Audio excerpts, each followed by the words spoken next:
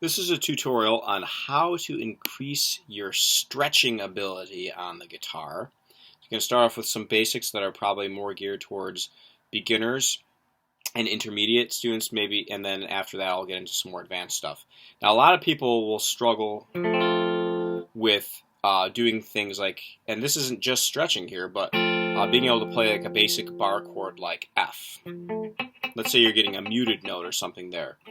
Something that you can do not only to make your hands get better at stretching, but also bring the notes out better. Move that higher up the fretboard.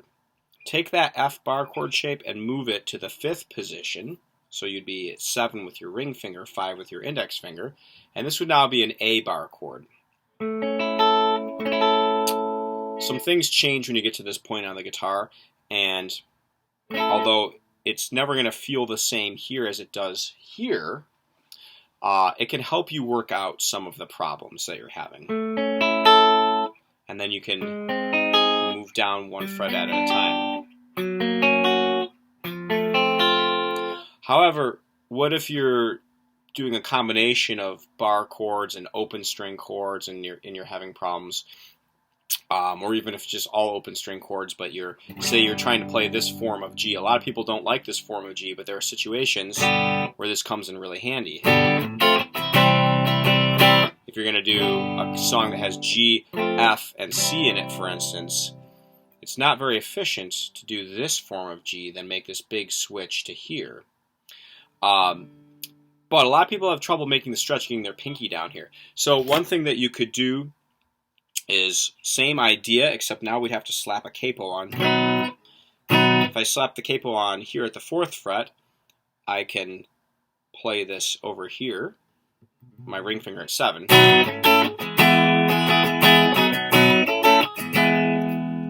And that's a way for me to relieve the pinky a little bit. Then, move down a fret. And keep moving down one fret at a time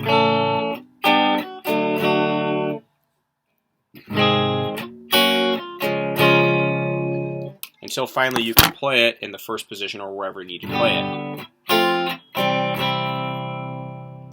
Alright, so those are some more basic ideas about stretching. And another basic thing that all guitar players should do, of course, you should be doing hand stretches just to kind of keep things nice and loose, just like an athlete would before playing a game or running a race or whatever. It's good for the other hands too, but those kinds of things help. All right, so let's talk about some more advanced ideas. This is one that comes from Steve Vai's 10-hour regimen. And it's just a matter of doing different finger combinations and keeping an entire fret between them. So like starting with fingers 1 and 2, I do these as legato exercises where I do a pick hammer.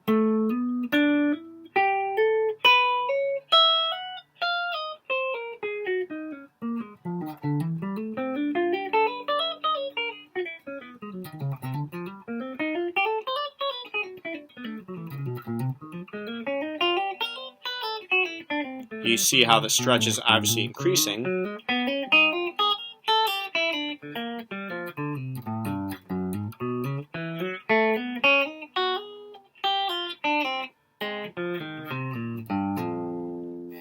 Now, not going to get that far with when I switch to fingers 2 and 3. It's harder to stretch those two.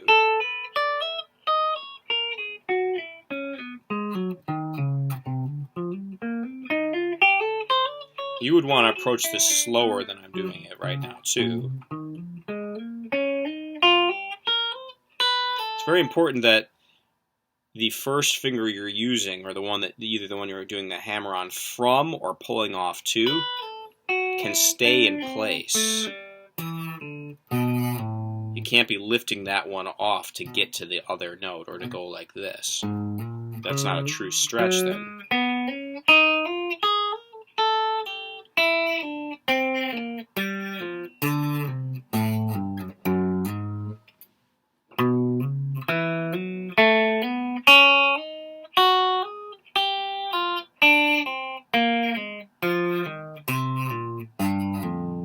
all the notes sounding out. Actually, I didn't think I was going to get that far. I don't have very big hands.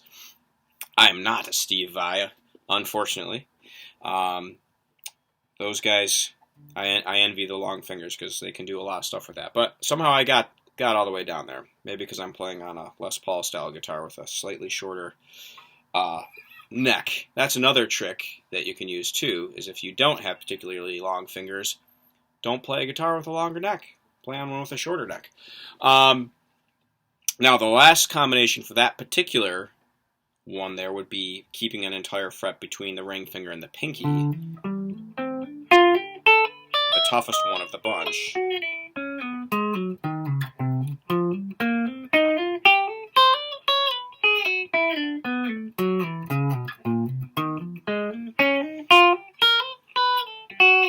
Getting tough here. Kind of cheating a little bit now.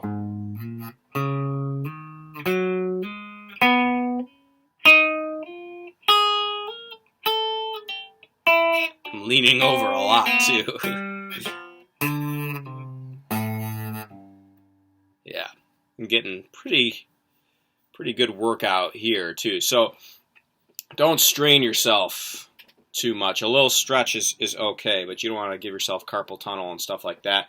Everyone has their limits. You can increase your stretch over time, but again, if you don't have very long fingers, you're not going to be able to stretch as far as someone with really long fingers can in the long run. So keep that in mind. I've increased my stretch a lot over time, and I'm happy with what I've been able to do with the fingers that I was born with. A couple other things to think about. Notice that I've got my guitar on this. Or you could use a classical guitar footrest, or you could use a guitar strap. But for me, there's no way I could do what I was just doing with my guitar just sitting here like this, or with like the guitar strap slung low like Slash or somebody like that. Couldn't do it. I don't have the hands to do that. Okay? If you do, God bless you. But most of us regular mortals, we've got to position the guitar so it's more comfortable for us to play and to do the things that we need to do. All right, so moving on, John Petrucci, I think these ones come from his Rock Discipline. It's either Rock Discipline or Wild Stringdom. I think it's from Rock Discipline, though. But he's got some really cool chord stretches. The same kind of concept I was talking about before with bar chords and stuff like that, and starting in a higher position and moving down. But this, he leaves open strings in here, too. And this is like a cool, like, minor 7, probably like add 9 or something like that form that he does. I start at 14 on the A string, then 16, 18, 15, both E strings open. And there's different ways you can pick through this too. You could just do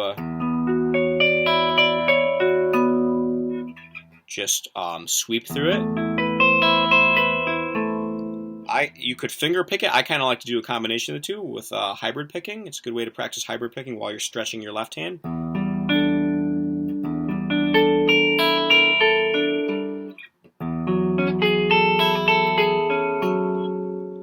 You could see which frets I'm moving this to so that it kind of still has a musical sound.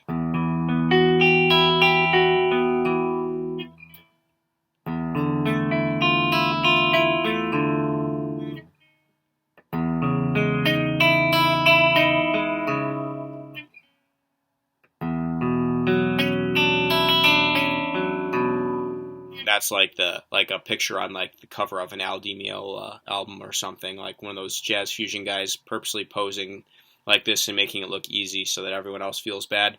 Well, if you want to be able to make those kinds of poses, then just practice these kinds of chords. Really important too, where your thumb is. If I can show you that my thumb is way down here. No way you can have your thumb up here like this. Thumb's got to be down here. Okay, so that was like a minor 7 form. He also does it with a I think he does it with some kind of dominant 7 chord.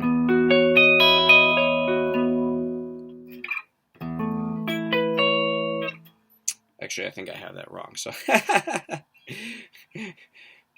we'll move on. We'll just stick with the minor 7 one. I can't remember how that one goes. And again, this is a good strategy to use. Say like if you want to play like Andy Summers kind of stuff. I don't remember the original key for Every Breath You Take, but he's doing a lot of stretching in that. So let's say you want to be able to play here and do like a...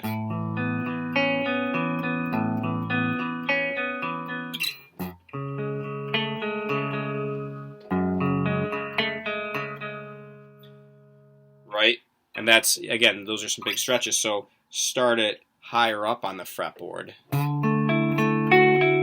Actually, it sounds like the rest of the progression.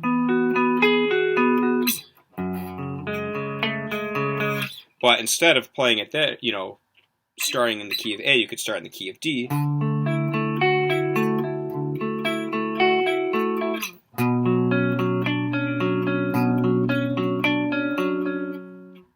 Take chord shapes like that around to different parts of the fretboard. Again, play it where you're comfortable playing it first, and then move it down. All right, so now one last exercise. I just learned this from another guitar player when I was at SUNY Fredonia. Not really being a music major. He was a music major in the classical guitar department there, which is probably where I should have been. But he showed me this exercise. I always liked it. And again, there's different things you can do with your right hand in this. But starting up in the 12th position, 14, 12, then 15, 13. That's just using the B and E strings. Now I'm going to swap strings. 12, 14, 13, 15. Then to increase the stretch, I'm going to always use the high E as the second string, but now I'm going to start from the G string instead. Each time I put a finger down, I leave it down until I swap to this. Fingers have to stay down until the next swap.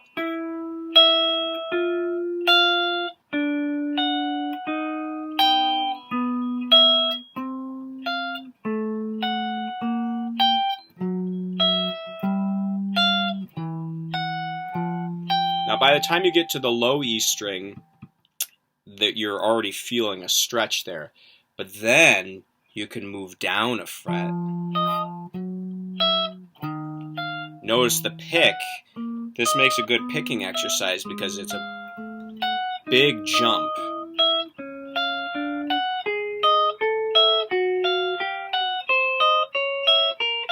But you could also employ some hybrid picking, which is a lot easier.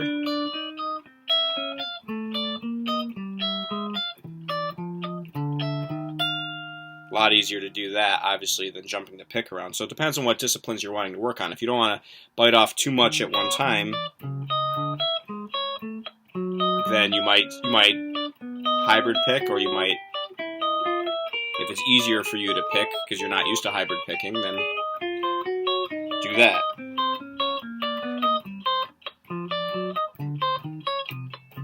Getting a little muty there, so I should probably slow it down.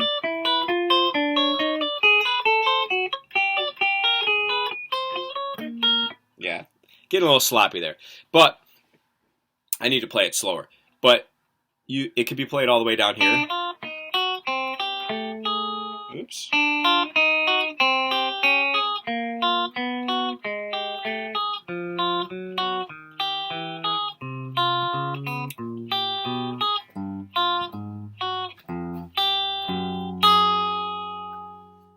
So definitely some good stretches going on there, good stuff going on for the right hand. And even though I was kind of playing that a little bit faster before, that's something that you can work up to, but I don't really think that's the point of this lesson. Don't try to do stretches quickly because you'll hurt yourself. Stretching is about increasing your ability to stretch from one point to the other, and then the speed aspect will come later. All right, hope you found that helpful.